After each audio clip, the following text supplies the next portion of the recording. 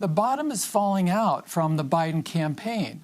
And Bernie has a very strong base, and juiced up by corporate media that are not looking at the content of what Buttigieg is putting forward, there's a tremendous amount of hype that is catching on, at least in this state, in terms of the grassroots or some of the grassroots for Buttigieg. And I think it's very important for not only progressives but others, wherever you're coming from politically, to see that what Buttigieg is doing is swinging to the corporate center. He's done it all year, but in the last 3 days, he's emerged as a technocratic spokesperson for austerity.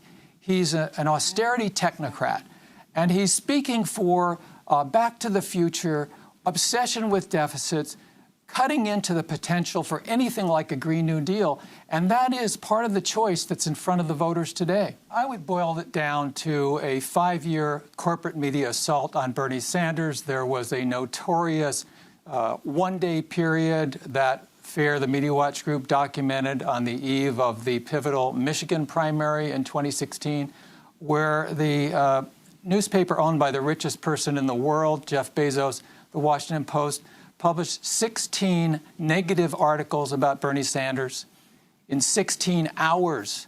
And that pattern has continued.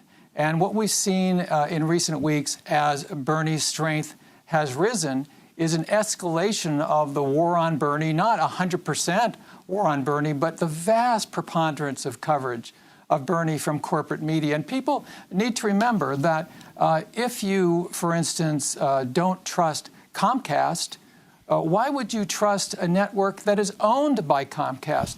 These are class interests being worked out where the top strata of ownership and investors hires the CEO, hires the managing editors, hires the reporters.